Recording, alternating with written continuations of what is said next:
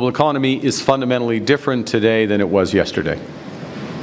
The system of global trade anchored on the United States that Canada has relied on since the end of the Second World War, a system that, while not perfect, has helped to deliver prosperity for our country for decades, is over. Our old relationship of steadily deepening integration with the United States is over. The 80-year period when the United States embraced the mantle of global economic leadership, when it forged alliances rooted in trust and mutual respect, and championed the free and open exchange of goods and services, is over. Well, this is a tragedy. It is also the new reality. We must respond with both purpose and force. We are a free, sovereign, and ambitious country. We are masters in our own home.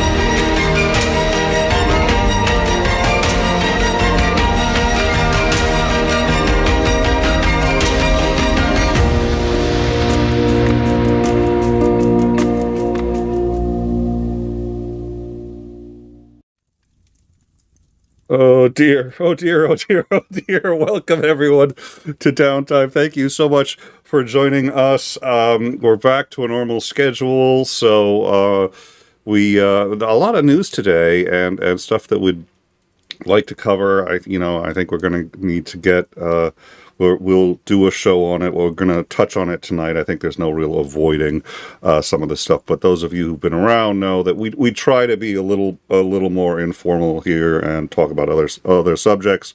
My two favorite shows, I think, that we did on Downtime was when we were talking about training dogs, and our dog's part of the family. How do we as primates, and of course the hippo one. The hippo one is just you can't beat that one. So we're gonna do sort of our normal casual Downtime stuff. We are gonna talk, I think, for the second half at least, about the sanctuary cities. The list came out today. We've been expecting it ever since Trump first signed, saying that he was giving Department of Homeland Security 90 days to come up with a list and what he was going to do and how he was going to try and all that other good stuff. So we're gonna have some things to discuss there. But while we played the video of the new Canadian Prime Minister, and Lance and I were talking as the intro was playing. And he was just like, that was impressive, and it really was. And he's not playing. I think he's done playing with the United States. I think very rapidly a number of countries are going to are reaching if Canada's done playing. Yeah, all our previous major trade partners are going, well, enough of this. We're going to find somebody else, because obviously the U.S. ain't playing with a full deck anymore. Yeah, and I was like, Can he be our president? It was nice to see somebody who has been, as you had pointed out, could speak in complete sentences, who knew all the words, all the big words, and that's why he was elected. Big beautiful words. Big beautiful word. Yeah. Oh dear Lord. Oh, and now his head of what is it? Health and Human Services has cut vaccine funding, cut a contract with Moderna that includes a number of vaccines, including the new H5N1, which could be extraordinarily serious if that gets out. But we don't need so. And then has come up with the Make America Healthy Again plan, which includes references that inaccurately quote previous studies and. Those are the good citations. The bad citations are the ones that are quoting studies that never happened. Wow. Well, if you make it up, obviously it must be true. Oh God. Can we put the worm in charge? Yeah. Just asking for a friend just couldn't make it worse if we just ghost. And the other thing I wanted to talk about, and we'll maybe save this for a little later, but the his numbers are going back up, and I think there's been some significant backlash, and then it's gone again, and part of that is because the major blow to the economy that we've predicted here on In Time, that a number of economists have predicted and still say are coming, did not happen as rapidly as we had thought. And I think for that reason, it's definitely affecting people, but it hasn't been. We'll fucking discuss that. But I was thinking about what to talk about tonight, and I thought internet drama would be a really stupid thing to talk about. So I picked that. It's a stupid thing to talk about because everyone's going to sit there and say, oh, you're talking about this because of our drama that's going on right now. And the answer to all of those is no. There is no drama that is going on right now that has inspired this discussion. None. But there's always internet drama going on. It's always happening. Now, for me, I first really got on the internet a long time ago, and when I got on, I really wanted to work as an anti-theist, and so I was doing debates. I was doing some, but even before my first debate, even before I was getting anywhere in that, I found a community of atheists and anti-theists, and in that community, one guy did a lot of really scuzzy things that I'm aware of. None of it was illegal, but this was a while ago. I don't remember, but it was really scuzzy things. And everybody freaked out, including me. I just jumped on this bandwagon, and and he got ostracized, and everybody felt that they needed to punish him. So everybody was doling out their own punishments, which I did. Even then I could tell, I was like, wow, that's going to end up being a lot of punishments because every one person that needs to be satisfied. But he ended up, this gets crazy.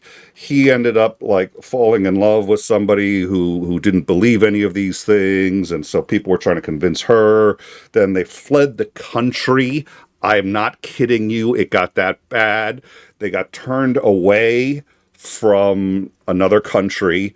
They came back, they were bed hopping, people were trying to figure out, okay, who in the atheist community might support them, and trying to call these people and like ruin their reputation before they got there. And before this started, one of my really good friends, I said, oh, we've got a real big problem and we need to get on this. And she said, I don't do drama. And I was just like, this isn't drama. This is like a serious problem. This guy's been doing really, really bad things. And she goes, no, this is drama. And by the time this was all done, I'm kind of looking over the carnage of just destroyed relationships and people who took it all to, and the guy had good qualities about him, and there were people who had been friends with him before this who were just like, okay, and there were people, myself included, who never gave him a chance to give his version, because that would have been giving into it somehow. And I wondered why I got so invested in it, and I got invested in more drama after that. It was less obvious that it was drama the second time around for me, and I've gotten better. I've gotten a lot better about it, but I was really wanted to know why I got so invested in it so quickly and just jumped right into the drama and didn't recognize it. And I had friends who were like, this is drama, stay out. And I was just like, no, I have to do important things. So, anyways, I guess I wanted to get that into, I find that a little scary, actually, now, because it's like we all get so worked up over it. There are plenty of things to get worked up about that are very, very real. And there are people who turn those things into drama, where it's something that's very, very real, but, you know, it's like, how much drama do you have between you and a family member who supports Trump? I mean, that's a really good question. That's, I think, an important question, because I know people, and I every now and then I feel like, okay, if you voted for Trump, that's it, we're done forever. As like, but that feels like that's starting to get into the drama side. I don't know. So what are your thoughts on what we've discussed so far, or what I've said so far? Yeah. I think, for one thing, as I mentioned earlier, you need to define what drama is, because it means something different to different people. So that's an issue. The second issue, and I think it's, since we're specifically talking about internet drama, is the anonymity that the internet provides.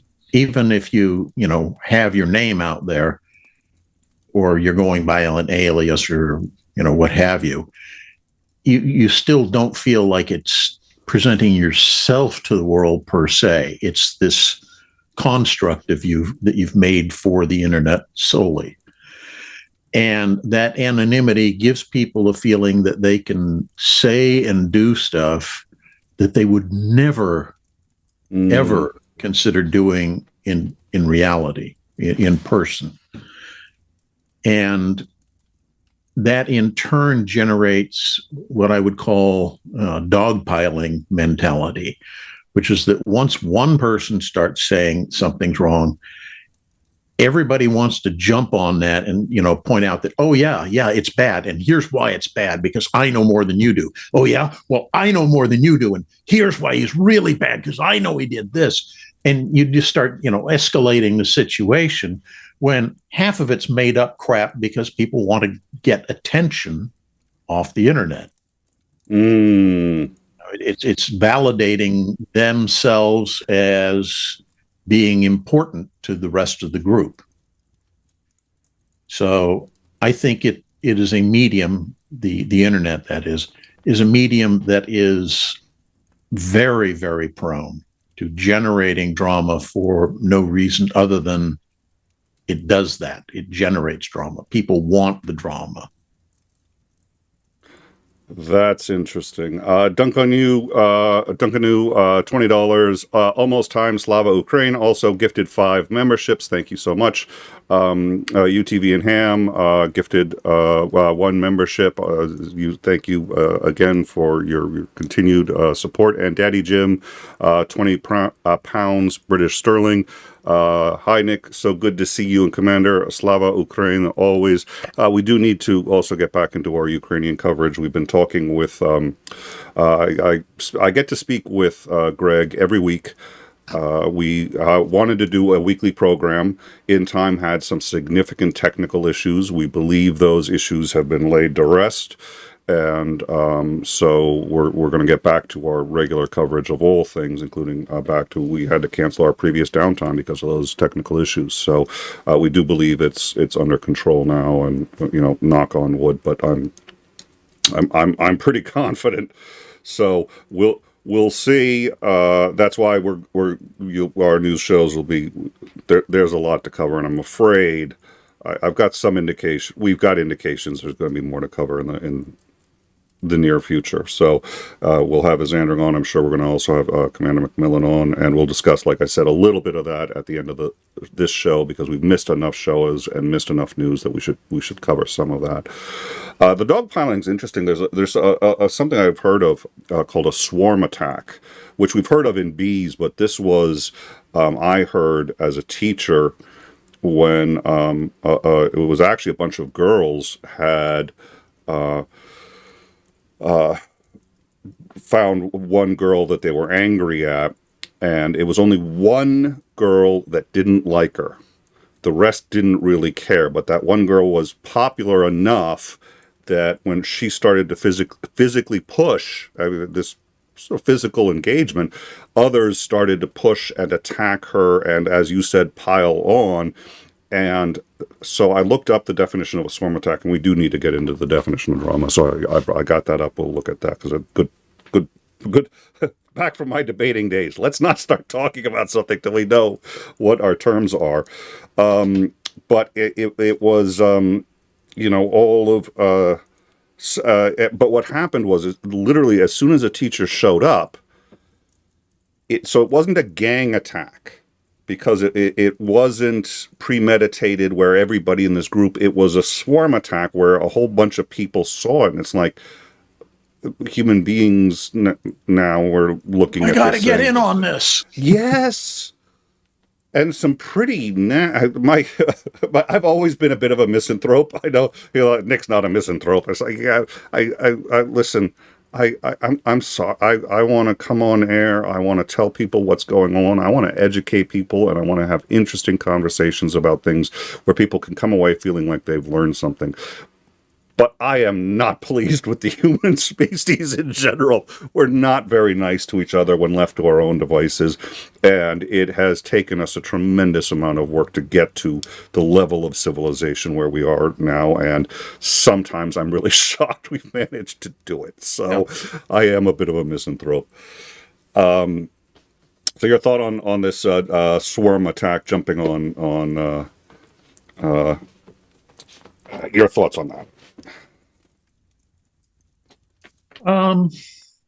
Yeah, I think that there's a, as somebody pointed out here, there's kind of a fear of missing out drama aspect, which is that, if something starts up, everybody wants to be in on it, whether it's to just be seen as being participating, to be recognized as being, oh yeah, I was in on the membership drive for the Nazi Party early. I get one of the special badges. Yep.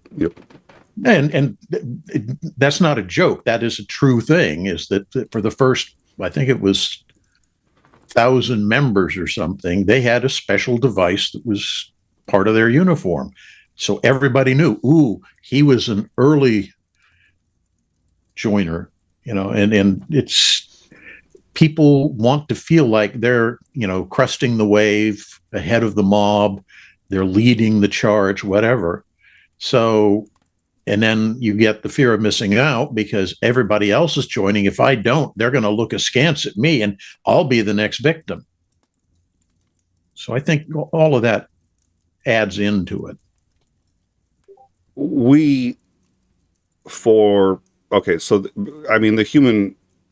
We've been around for a very long time. As a species, the human species, at least 100,000 years, maybe 200,000.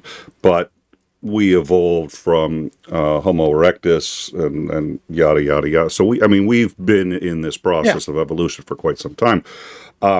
The capacity and willingness and or even desire to do violence has been a part of our success, because if we weren't able to do violence to animals that we needed to eat or that were a danger to us, if we weren't able, yada, yada, you understand this far better than I do, I'm sure. Yeah, but it's also the element of fear of the stranger. Anybody who's different, anybody who's not part of your little village, they're dangerous because we don't know what they are, how they're going to fit in. So I think that's an element too, which is somebody who doesn't fit the normal mode, be it, how you dress or your skin color or the language you speak or what you worship, all of that. If you're different from the majority, you become an outsider. And that makes people prone to wanting to expel you violently from the group or from your life itself, because you're a danger to the group. The group is everything, because as primates, we couldn't survive individually. We had to survive as a pack. Do you think that, at least psychologically speaking, physically speaking, there's less of that than there's basically almost ever been? And that's because law has... My father always used to say, law doesn't exist for justice. It exists to stop violence. It exists to keep us from taking the law into our own hands, to keep us from solving our own problems in the ways that we would do if the law did not exist. Some of it. I'm more cynical. So. oh wow. Okay. So in some ways, in many ways, we are more idle now than we've ever been. Yes. Is that, do you think, contributing to an increase in our desire for drama, whether we see that out by entertaining ourselves? I mean, just because of a desire to A, have entertainment, and B, because we still have that impulse to be able to do violence.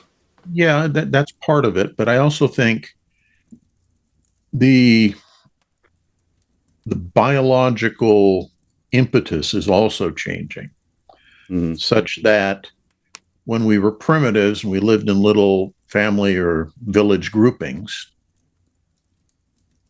you knew everybody in the village. And if, Bobby or Mary were behaving weird, everybody in the village knew it, and they all applied social pressure to get them to conform again. And as we've migrated into larger urban environments, we lose contact with that factor. We don't know everybody in the neighborhood anymore.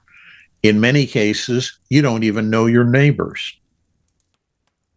I mean, honestly, I can remember living in apartment buildings when I was a junior officer, and I had no idea who lived to the left, right, or across the hall from me. They were just faces that I might occasionally see. That was about it. You didn't socialize with them because your social circles were outside of that apartment complex. And that extends to, okay, then it's your neighborhood, and then it's the district you're in the city, and so forth. And the further away you start getting from that inclusive group that made you feel a part of it, whether you enjoyed it or not didn't really matter. It was that this was the conformity that you had to adopt in order to fit in. And you understood that. And if you wanted to not fit in, that was a conscious choice. Today, there's none of that. So you kind of make up your own neighborhood, be it, on an online community that decides, oh, we all like Ukraine and we're going to try to help Ukraine in the war. Or we all enjoy basketball, so we're going to talk basketball all the time. That's making and creating a community for you to exist in. And I think that's a definite social need for many people, is they want to fit into a group somewhere. They don't want to feel lonely all the time. Even introverts still want to have contact with somebody. Yeah. So it looks like, well, I should come up with a definition, and so let me do this. So Pyro Kurt Brubaker, $5. Looking forward to improved quality of streaming. Already much better than the last few attempts. Yes, sir. And thank you for those of you who've put up with that. We had a number of just genuinely failed shows, and it was a technical problem that took a while to overcome. We believe it's been overcome, and we believe we have plenty of wiggle room at this point, so I think we're good going forward. Thank you for your patience. Everybody's been really patient about it, and I think the sound is going well. I think Commander's connection is now good. We had issues with everything, and I think we're back online. A lot of it was related to, as you all know, there was I physically moved locations, and the results of that have. As always, there are things change and unexpected consequences. So, but we've got it worked out. I strongly suspect by this point, we're doing better. And thank you. We also got $10 from UTV and Ham to keep the lights on. Thank you very much, sir. Again, doing this full time again. So. That really does help keep the lights on, and we do appreciate it. So what is drama? Well, there are many definitions. You could go all the way back to Aristotle. I'm not going to do that. I've found a couple of different definitions that I like and think can serve here. Obviously, words can be used in multiple ways. A drama might is a kind of play versus a comedy, yada, yada, yada. In this case, one of the definitions I'm using is an exciting, emotional, or unexpected series of events or circumstances, which is a form of entertainment, and I think people can often be entertained by that kind of thing. It is, let's see, that's the play definition. And then what does it mean when... But we're talking specifically internet here. And yes, there's an element of entertainment, but I don't think that's the primary driving force behind it all. I would agree with you, and I want to get to that. So one word, what is the slang meaning of drama? And it says it generally refers to when somebody is engaging in unnecessary escalation of problems to cause inconvenience.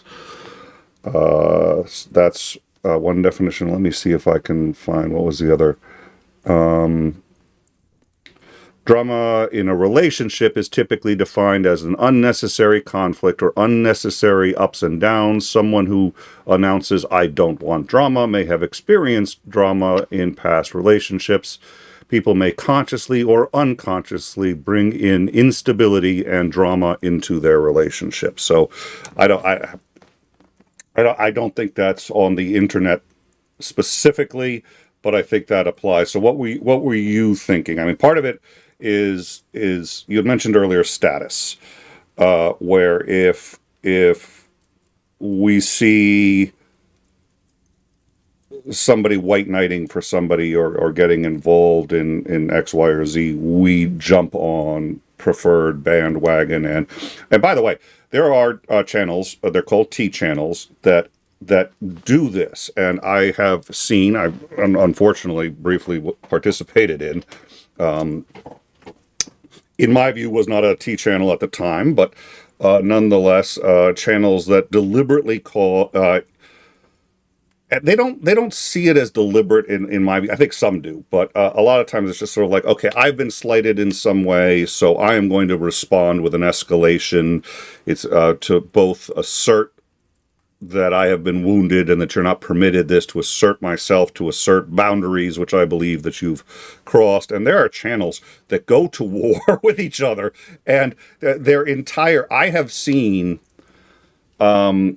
channels whose primary method of growth is sitting down, figuring out who they're going to attack next, and then attacking that person. And they actually have meetings, and I've been to these meetings, and they've sat there and said, okay, well, if we attack this person, we'll maybe get X many, and they can get 200, 300, even I forget the biggest T channel. The guy effectively, you're saying their entire raison d'etre is to generate drama. Yes. By generating conflict with another group. Yep. Usually over things that are reasonably trivial. Yeah, trivial beyond words. Well, I mean, it can be. I mean, if I like to say reasonably trivial, because I can often see where there would be insult, but I don't know if it's a good thing or a bad thing. I've been insulted deliberately by some pretty good and important people. It's hard to come up with an insult that you could give me. I've been insulted by better, is what I'm saying. You know what I mean? So it's like I try not to take insults too badly, because it's like, you know, I've got insulted by the best of them. Yes, exactly. You know, I've got my own thing. I know what I need to work on. It's sort of like I don't need to worry about what somebody on YouTube thinks of me. And that's what I try to do. I'm not always successful. That's what I try to do. So, yeah, but yeah, I've seen these channels, and it works. I mean, it works, I think, for the same way Jerry Springer works, for the same reason that the Real Housewives works. What is it we're doing there?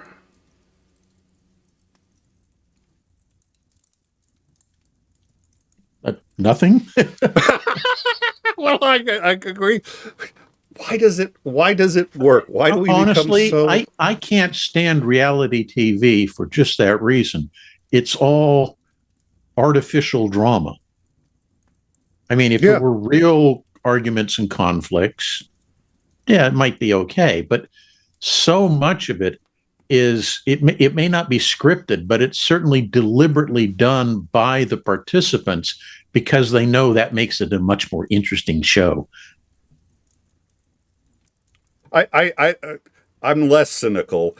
I think in many cases they're just idiots. You know, they think that this is important. They think that Well, yeah, I think that's kind of a prerequisite to be a participant in a reality show, is that you have to be one of those narcissistic personalities that wants the whole world watching you do whatever it is you do. And when you get a bunch of people like that in the same room, they all are busily trying to, forgive the use of the word, but they're trying to trump one another to, you know, upstage the others so that they have the center of attention. And I think a lot of what you're talking about with like the channels that get in these arguments with one another, I think it's the same kind of thing. It's like our viewership is getting bored. We need to find something to entertain them and keep them engaged and excited. Ooh, let's create an argument with that channel over there.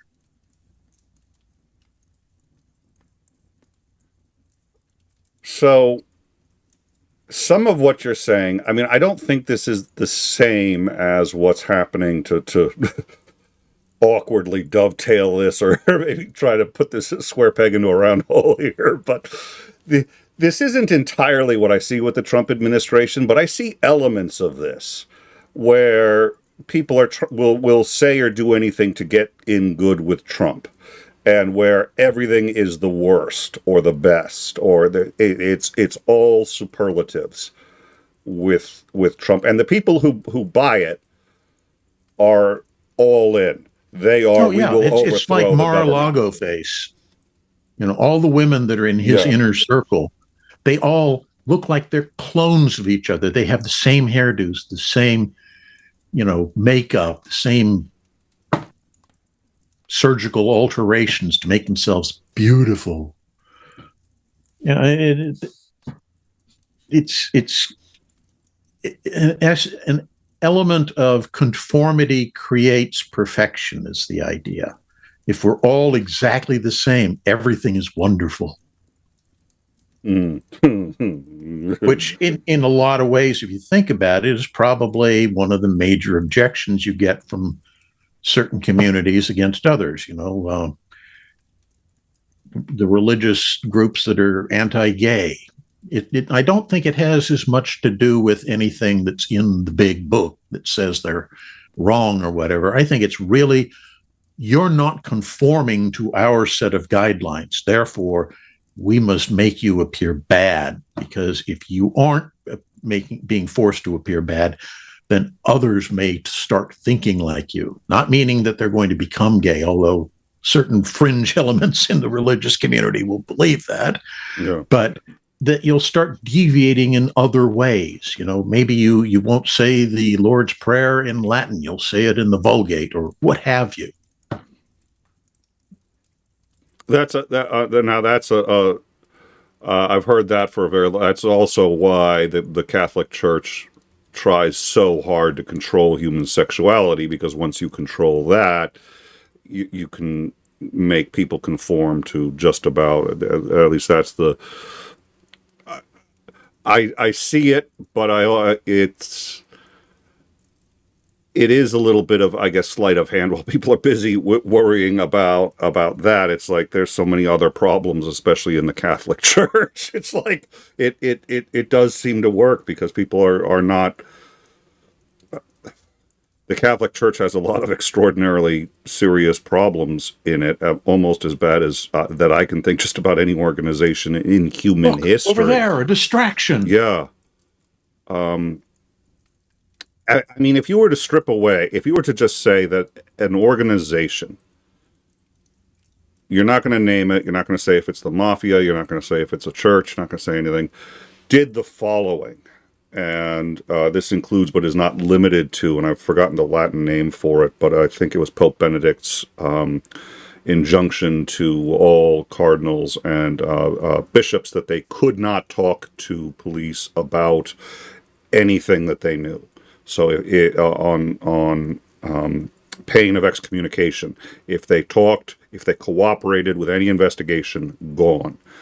And all the hiding, the moving, and the what the Spotlight team said was probably about a 14% pedophile priest rate, which is high. But I'm also sitting there going like, I don't know why that's not as high as I don't know why I'm not as shocked by that as I could be. If But you heard that of any other organization, yeah. I was going to say, I think that's kind of a different fish. The church, the army, the medical profession, what have you, there's an immediate knee-jerk reaction defensive mechanism that any bureaucracy engages in to protect itself, which is that when something comes up that points out a flaw or a failing in the system, everybody must band together and immediately attack those that say that and silence anybody in their ranks that is saying, oh, yeah, you're right, that is a problem. That I think that's more bureaucratic than individual people.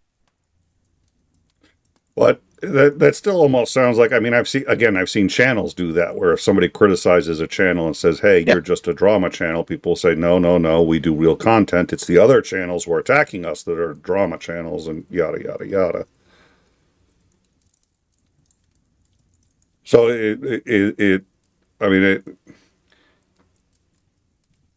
it seems to follow some of that same instinct, I guess, is what I'm trying to say. Yeah. So for me, it took several tries, but it wasn't, like I said, I had a really good friend at the time, and we stopped being friends because, again, I was just like, you have to help. And I made our friendship conditional on whether or not she'd help. She's like, no, not getting involved. And then, again, this was years ago. After sort of I realized, like, oh, this was all like drama. Everybody too was playing detective, and it was like, and it was international, which is what I love. Once people were getting on airplanes and fleeing the country, I was just like, things may have gone a little too far. This is, and none of us are police officers. None of us are, and again, there were no crimes committed that I'm aware of. And so I talked to my friend, and she said, well, you just don't do it. Just don't, as soon as you see drama, just say no. And it turned out, with some practice, it really is that simple. In my view, I don't know. What do you think? Yeah. Yeah. So my question would then be, where do you draw the line between what is drama and what is an actual, real disagreement slant discussion? How do you differentiate? That's a good question. Because particularly with this medium, it's really hard to tell when you're fudging that line. Well, and there's so many decent arguments one could make. I mean, if somebody attacks me, I could say they're not just attacking me. They're, attacking my entire life because I get money from the show. They're attacking my children because my children need the money that I get from the show. So all of a sudden, I can amplify that into a really big thing that seems really huge. I don't. I want to just sort of say experience and or trying to view. For me. This is business Nick and friend Nick. for me, especially again with the show, I try as hard as I can to keep it out of drama. But for me, when I hear somebody telling me something, if they're a friend, I assume it's all true. Now, by true, I mean one of two things, and I don't always know which. One, that it is an accurate recounting of the facts. Two, that it's not really all that accurate, but that it's emotionally accurate. And that's an important distinction, because what happens is, so here's I noticed myself doing this. I was parked at a red light. A truck behind me didn't see the light and slammed on the brakes, but there was no way he was going to avoid hitting me. So what he actually did was he turned out and went straight into through the traffic to avoid hitting me. Nobody was hit. Truck missed me by about a car length. When I first told that story, I said that truck missed me by about a car length. And everybody's like, oh my God, oh my God, oh my God. Now, the next time I tell that story to people who haven't heard it, every time you tell that story, you lose a little bit of the emotional investment in it. So the next time I was like, yeah, it was like half a car length, man, that truck missed me by. And like, oh my God, oh my God, oh my. And everybody's like, by the 6th or 7th time I'm telling the story, it missed me by like 3 inches. Yeah, exactly. But there's a reason. Hair's breadth. Yeah. And at least for me, what I realized was it's not that I was deliberately lying or even trying to exaggerate it. I was trying to maintain the same emotional impact that it had on me when I was relaying the story each and every time, but each and every time I drained it of some of that impact. So it had to get closer, closer, and closer for me to express to them how terrified I was of what happened. And the reality is, in that case, there's basically no difference between 6 inches and a whole car width. He missed. If he hadn't, I'd have been dead. That's the reality. That's what I'm trying to convey.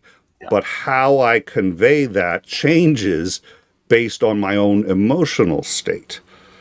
So, and now I've done what I always do, which is I go on so long I've forgotten the whole point of the story. I try to remember that when my friends are telling me something that it could also be exaggerated, but what's not exaggerated, what I'm actually hearing is the impact it had on them, which is not exaggerated. And so you have two choices. You can deal with the reality, or you can deal with the impact it had on them. But those can be two very different things. That's very hard to work with. But what I found is, as a friend, I try to be there for the impact it had on them. When I'm running the show, it's like, no, this is the reality. I deal with black and white, and that's all. I think there's another aspect, which is that as we get further and further from whatever event we're describing, we start misremembering it. Yes. Not necessarily deliberately, but because to some extent, you're doing what you were saying, which is you're trying to maintain that emotional impact that you felt.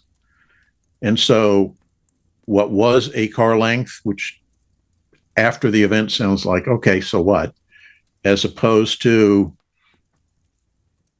trying to convey that to yourself, not to an audience, to yourself, of just how freaking scary it was. Yeah, you have to start collapsing that distance down to maintain that same understanding of the event. And I think people tend to do that. It's was the house red or was it pink? Well, I'm not sure. So, you decide on which way it sounds better when you tell the story, kind of thing. As a writer, you end up with the same problem, too, which is the difference between fidelity to the emotional truth versus fidelity to the actual truth. If everybody was upset but nobody said anything, and you can't find a way to convey that without somebody saying something, you have somebody say, wow, we're all really upset. did that person actually say it? No, but that was the only way to convey the reality of the situation. Sort of a that's a very bad example, but it's the only one I can come up with ad hoc. All right, so we were talking about. Oh yes, I would like to encourage everybody. Christopher Mowdy is a friend of the show. He is a psychology professor at Rutgers University, and he did a show with us on memory. Go look it up. I already know something about memory because I have a BA in psychology. It's an important topic in psychology, how it works. It's fascinating. It's really interesting. As a writer waiting for the next book, yeah, I do need to be writing again. So memory is a fascinating subject, but he knows a lot more about it than I do, and he did something that was really fascinating on that show, which is he actually gave everybody on the show a fake memory during the show. And he said he was going to do it. He said, I am going to give you all a fake memory. You're going to swear something happened. It didn't. I'm going to give you a fake memory, and then we're going to parse out how memory works. So we had this whole long discussion about memory, but one of the things that he had pointed out, and we did not know when I learned about memory, we knew it was inaccurate. We knew it was really inaccurate. What we didn't know is every time you access your memory, you rewrite it. You rewrite the memory every time you access it. And you rewrite it from your current perspective of where you're standing right now, not from the perspective you had back then. So it's rewritten in a completely different context. It is really interesting. He successfully planted memories in me and everybody else during it was a minor thing, but he did it. And so I think that's another problem, especially when anything that involves us personally, we start to rewrite our memories very quickly about particular events, and the more we access them and the more agitated we get, the more we rewrite them.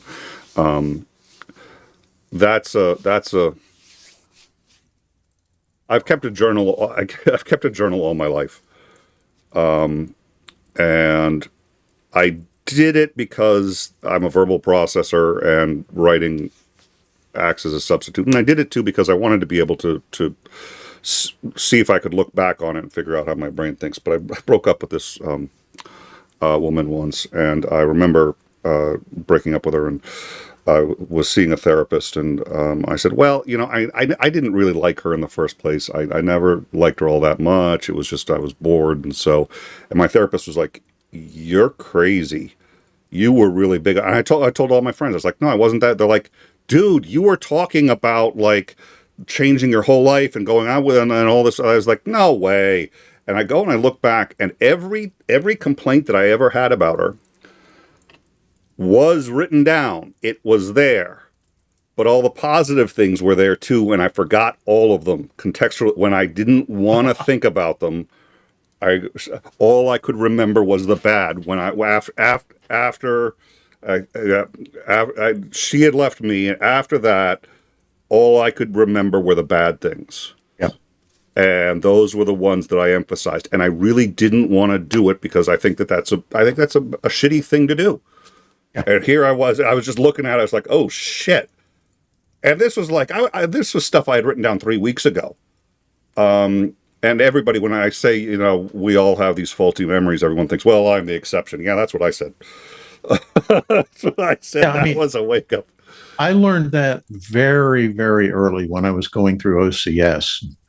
They were trying to show how you need to take notes whenever something is being said, because you will forget things if you don't. So they started off with, okay, I'm going to pretend I'm making an announcement, and then you're going to relay it to the next person and the next person and the next person. And we're going to see what the message ends up with at the end. So I think I was the second person to go. And it was something along the lines of, the ship is pulling into port at 7:30 in the morning. Liberty will go down at 8 o'clock. Everybody's to muster on the pier at noon. We're going to be taking groups and sections to the local orphanage where we're going to paint the walls. And then we're going to a welcoming brunch or something, a dinner where there will be an open bar. And I'm condensing it all, but Okay. I got everything right, with the exception of there will be an open bar, because I'm not a drinker, so it didn't mean anything to me. And when they went through the other ones, there were some people, that was literally the only thing they could remember is, there'll be an open bar at the dinner tonight. Oh, Jesus. So, it's a case of we all view our memory of things through the prism of our own biases. Yep. All right. 𝐒𝐬𝐚𝐬, member for 16 months. No Kings, June 14th, D.C. Amen. Thank you so much for that. And thank you for being a member for 16 months. It's a long time to be with us, and we really do appreciate that support. Daddy Jim, 10 British pounds sterling. Chat's getting edgy. Yeah, I've been looking at the chat every now and then, and says I'm proud of the time travelers. You guys are doing great. So I recommend that video on memory. It's really scary. I got a little scared after that to realize that my memory was not as reliable as I had thought. I do keep any time, and I noticed that just because my father's a lawyer too, my father would say, look, whenever things start to head south, write everything down. That way, if you get called to testify, if you get called to court, if people want to know, you say, this is what happened, and I wrote it down as it happened, not weeks or days later. So, when I first moved cross country, I wrote down the truck didn't arrive today. It was supposed to arrive today. This is who I called. This is what I said. The whole nine. And then when the moving company finally tried to do a whole thing, I was like, no, got it written down. But yeah, I do that now because I'm my own memory is. I don't remember. Anyways. I saw what you did there. Yeah. Well, actually, I stole the joke from the chat too. But anyways, but I don't remember from who. All right. Well, I don't know. It's been a really great discussion. Any final thoughts on any of the topics that we talked about? We talked about memory. We talked about, and I've learned. I learned something. Yeah. Please. I was going to say, to bring it back to current events, and people are posting jokes about taco. For those who don't know, it's somebody started a meme about asking Trump at a press conference, how do you feel about being taco? And what do you mean? Trump always caves in or something. I can't remember what the O is, but he backs down anytime he's in a confrontation. And Trump was hugely offended by this, and I think he's issued a ban on whoever that reporter was from ever appearing at any conference again or whatever. Chicken's out. Thank you. Anyway, I think in Trump's mind, he self-edits the world even when he does actually chicken out, which honestly is fairly common. But when he does, he self-edits that so that his memory says, nope, I'm not chicken. I did it for, important tactical reasons or strategic reasons, or because this was, you find ways of excusing horrible behavior which he does, because, that's the way you think things are supposed to be. And I think a lot of people do that, is that they view the world through that prism of their own biases and selectively edit out elements of that reality to suit their own self-image. The post hoc rationalization, Yeah. and it's the fox and the grapes. That fable, the fox keeps trying to get the grapes and keeps trying to get, and tries really hard, and when he can't get the grapes, like, well, I didn't really want them anyway. Yeah. And he walks away. Post hoc rationalization, finding out after something's been successful. I think that's one of the things Trump is very good at, both doing it in his mind and convincing other people, like, oh no, this side effect that nobody could possibly have predicted was actually the primary intended effect from the beginning. It's just like, no, it wasn't. And even if it was, the cost is usually so friggin' high. Oh my God. Oh, all right. So, we are going to talk a little news, because again, we were down for a little bit, and there was a lot of news today, and I decided rather than do two separate shows, would do this. We are going to catch up in the coming weeks, certainly next week, but I forget the date. I don't think it was on his first. I think it was in his second week. Trump signed an executive order ordering Department of Homeland Security to find so-called sanctuary cities and states.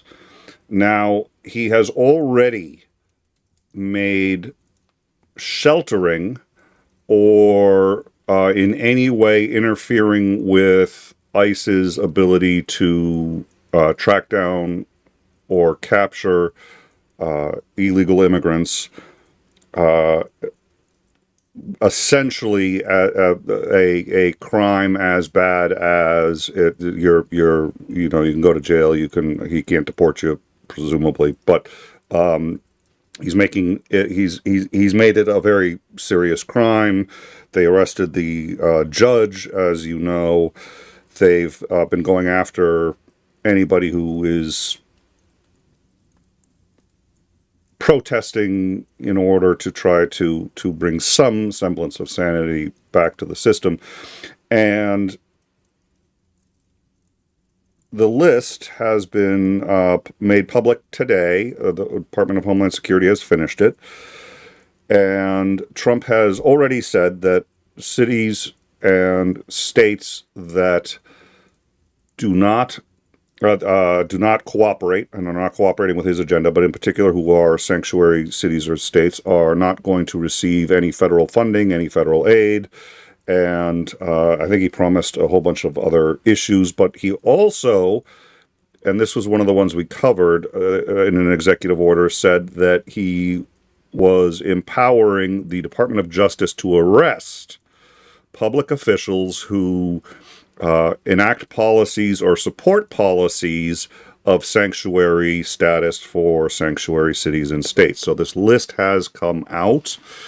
My entire every state mayor, every governor who does not support his policies is now liable to get thrown in prison by the new Gestapo.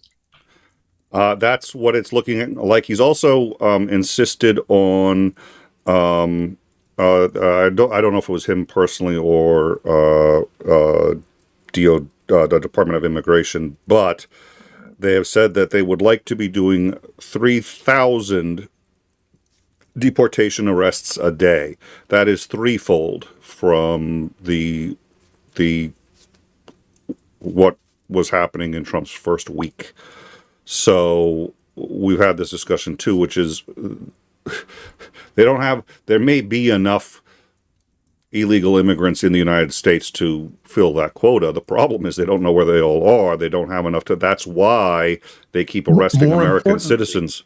Yeah. More importantly, when you put that kind of difficult to achieve quota it means the agents are going to be more likely to just grab anybody who looks like they might be illegal and deport them. And that's the next step, is to just start saying, well, anybody of the vote is deported.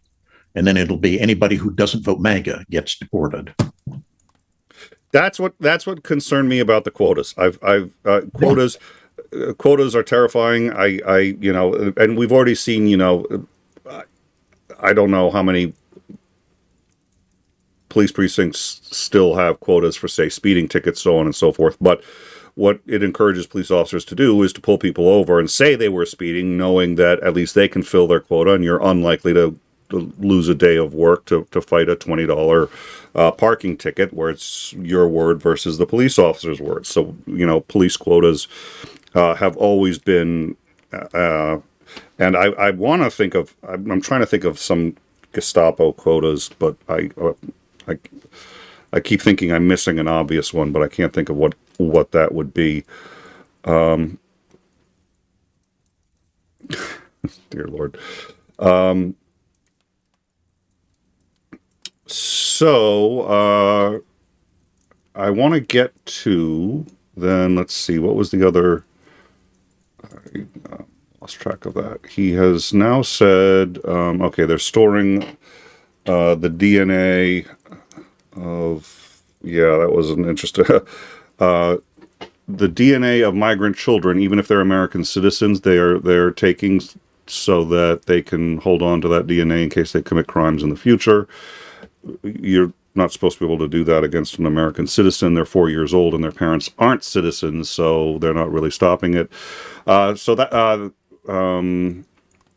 We also discussed this. Trump has he has invalidated every single DOJ reconciliation with every police force that it's had an issue with over the last at least 4 years, probably. I don't remember when Floyd was.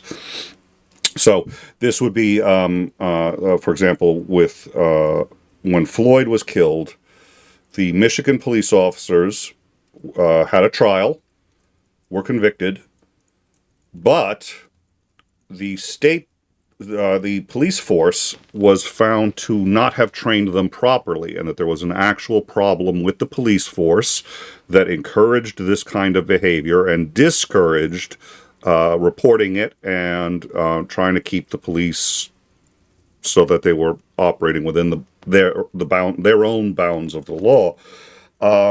So they agreed to a number of changes in accountability for police officers, increased training. They made all of these concessions to the Department of Justice. The Department of Justice has now invalidated that deal. Now that was in exchange for them not being sued. The Department of Justice not suing on behalf of the federal government for the violation of Floyd's rights by this police department. They're not going to sue. So essentially, you can now go back to being as racist as you want, and nobody's going to hold it against you. Yep, and they also did that with what's her name? I want to say, was it 20 Stone? I've forgotten the name. Somebody else will have it. But it's the two major instances of massive police abuse where there was, in fact, an investigation, whether it was just those officers or a pattern within the police force. They found a pattern within the police force. They came to a settlement with the Department of Justice in order to not be sued on behalf of the citizens of the United States for a police force that was not acting appropriately, and the Department of Justice has now let them all off the hook. They said, we're not going to sue. You guys are doing fine, despite reports, video, and they went through just thousands of hours of body cam footage of officers who were not accused or suspected of anything to try to see if this was a pattern or an isolated incident. And in both cases, they found a pattern. But now it's just like, okay, you guys can go do anything. So That's concerning. So between that and, let's see, Trump's notification that so they're going to send formal notification to the sanctuary jurisdictions that this was not official. It's the official list, but it was not official notification there. Trump administration is going to send notice to these jurisdictions. If they, quote, remain in defiance, the Attorney General and the Secretary of Homeland Security, not just the Attorney General, not just the Department of Justice, but the Department of Homeland Security, are empowered to pursue whatever legal remedies and enforcement measures they consider necessary to make them comply. Thoughts on that? By my order and for the good of the state, the bearer has done what he has done. Do you know the reference? I do not. It's from Three Musketeers. It's a letter that Richelieu issues to one of his agents so that he can do whatever needs to be done to pursue the thing that Richelieu wants him to do, even though it's illegal. And effectively, that's what that document is. It's a do whatever you think is appropriate, and I will back you. Well, and that's essentially what happened with Musk, too, which was he was just like, Musk was destroying everything. It was just like, do whatever, and, all right. Yeah, I get why one would think, of course, Homeland Security needs to be involved. They need to be involved because this is an issue of protecting our borders from, but it's not.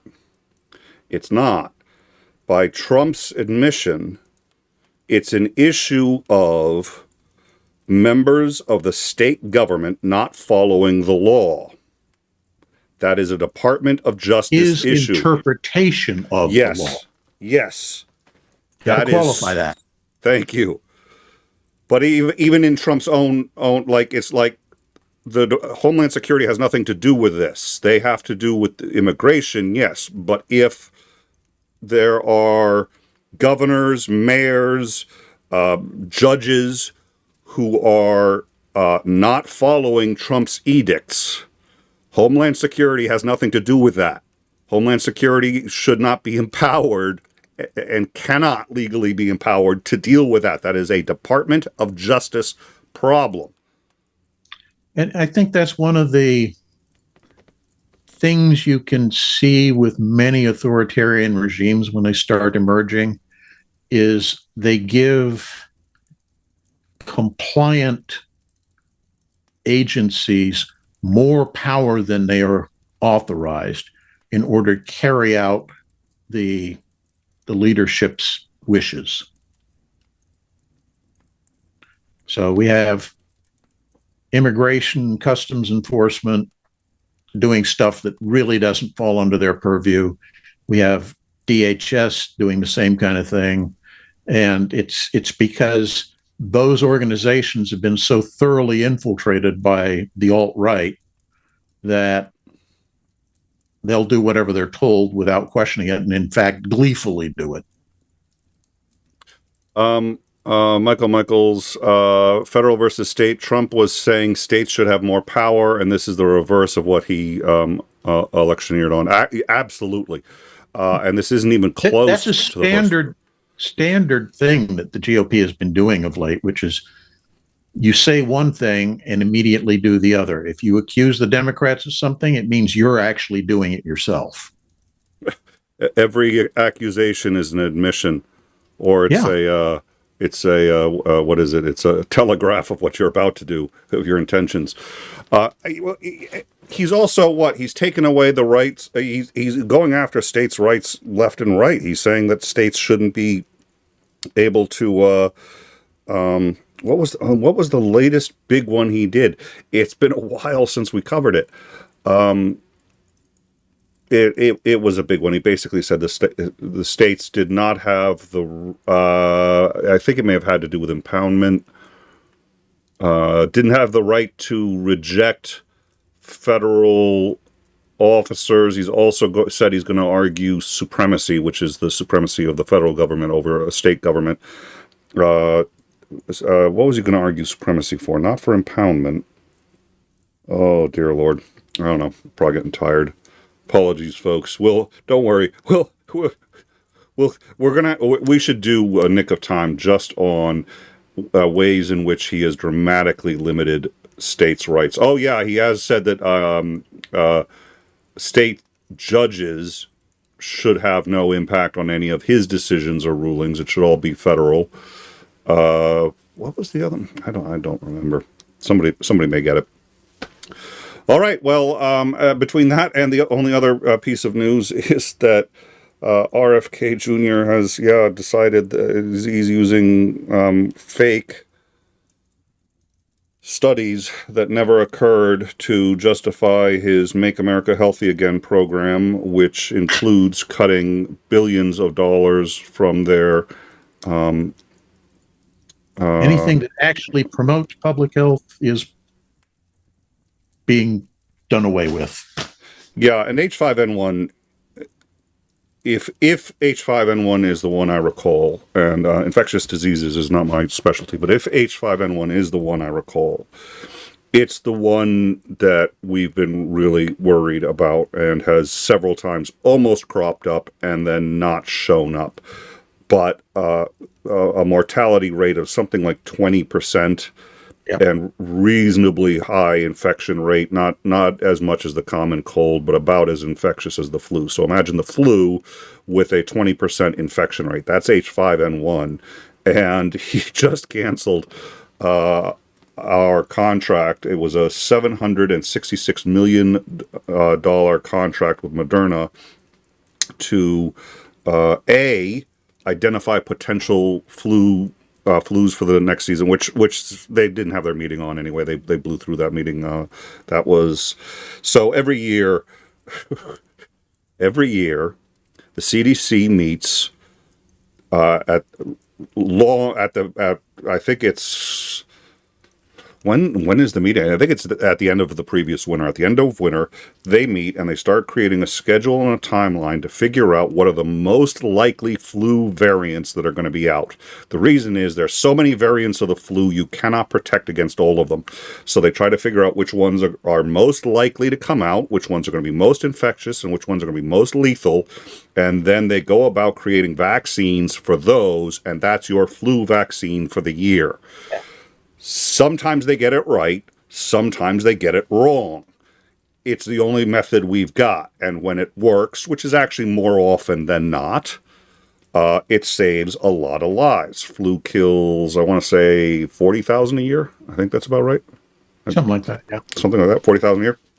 When they get it right, it saves a lot of lives. When they get it wrong, you could have drank water. It would have been as effective. They don't usually get it completely wrong. Usually, even the wrong flu vaccine is better than none.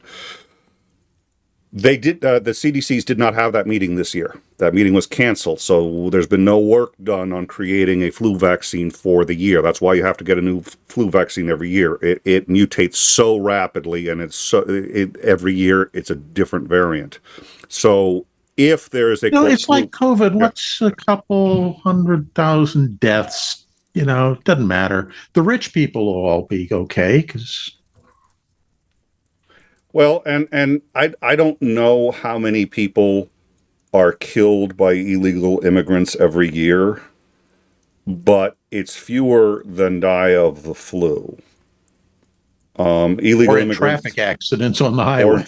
Or in traffic accidents. Illegal immigrants tend to not break the law, and the reason is because they don't want to get caught and they don't want to get thrown out. And it's not a very good system, by the way. It's not a good system where it's like, well, we'll look the other way as long as there's a whole bunch of faults in that system, including what about the people who are doing it the right way? So I'm not sitting here saying that, we should be fine with illegal immigration, but the fact what we're doing is not there's no penalty for businesses that hire illegals speaks volumes about what this is really about. That's a good point. Yeah. You know, if you really want to put an end to illegal immigration, because the vast majority of them are coming up here because of economic opportunity, which doesn't exist in our own countries. If you simply started saying, okay, you're a businessman, for every illegal you have on your rolls, we're going to fine you 50 grand. And watch companies start folding up because they can't afford it. Yeah, they'll stop hiring people that they illegals. You got to present documents to prove that you're legal. And on your third violation, we close your business. Yeah. But, you know, we can't do that. Those are good, white, wealthy people owning businesses. That would be horrible to do something of that nature. Yeah. Between the flu and oh dear Lord. So yeah, we're not working on the H5, and you know, I played that clip at the beginning, which is the new Prime Minister of Canada, and it's worth listening to again. I'm not going to play it again, but it's worth listening to again. We have been a country that has been the leader of most of the world for a very long time, and we've been the leader, not that very long time, really since World War II. Do you think that's fair? Yeah, although I think it precedes World War II, because you look at the immigration laws that prohibited, you know, Chinese and Koreans and Japanese from emigrating pre-World War II. It's been the nature of the country for a long time. We've been a leader of the world in terms of technology, in terms of economy, in terms of military for a very, very long time, and the rate and scientific development. And the rate at which we are abandoning that position and really racing to the bottom is staggering. And doing so quite gleefully in the name of becoming the best again. And I'm sitting there going,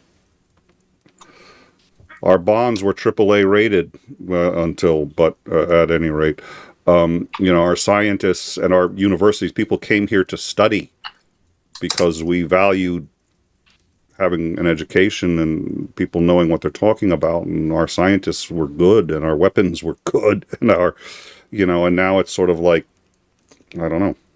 Yeah. Anyways, now I'm drifting off. Any final thoughts before we go? Oh, not really. The one that I heard, it's pure rumor, but I'll voice it anyway, because it's just the kind of absurdity you expect out of, you know, this administration, is the rumor that, what's the guy who looks like Heinrich Himmler in the Stephen Miller. Apparently, Stephen Miller, his wife, and Elon Musk are in a throuple arrangement together.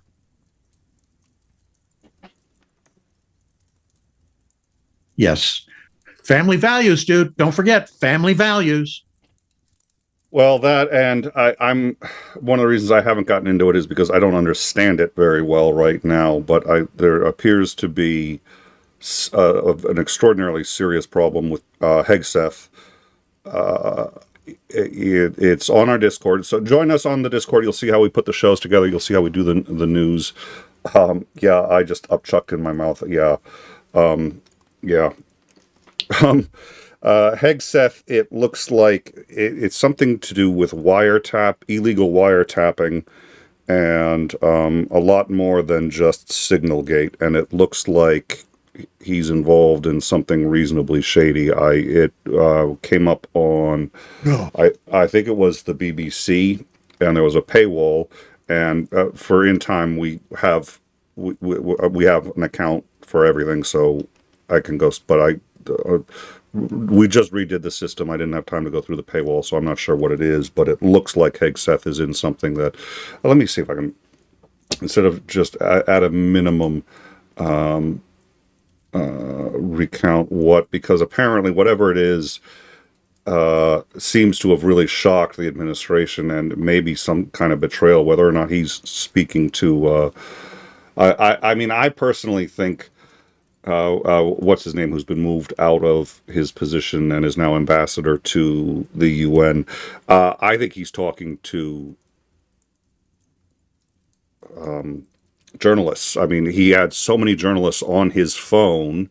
He inadvertently added one. It's like if you don't like journalists, you don't have them on your phone, let alone accidentally add one to a group. So I don't know. Yeah, something weird is going on over there, but we'll look into it. Anyways, thank you very much, Lance. I appreciate you coming by for another show. We look forward to seeing you next week. Thank you for, I literally, as soon as you mentioned the thruple, I just saw our numbers just went right off a cliff. I appreciate that. Thank you. I think we will have trauma counseling services on the Discord for those of you who pictured that, even for a fleeting moment in your. Yeah, we got you taken care of. Come join us on the Discord. Thank you, Lance. Thank you to everyone who gave us a shout out and who has joined us, and for the keeping up on the live chat. It was a lot of fun. Look forward to seeing you guys. Our next scheduled show is In Time on Tuesday with 𝐒𝐨𝐮𝐭𝐭𝐞𝐫. I have a sneaking suspicion we're going to have news well before that. Tomorrow's Friday. It's the so-called Take Out the Garbage Day. It's when they do news stories they don't want anyone to look at. And what you may have noticed is the executive orders that have scary, nuanced positions to them come out on Friday. So we'll see what's what. Thank you all and have a great night. Right. So this is how liberty dies. With thunderous applause.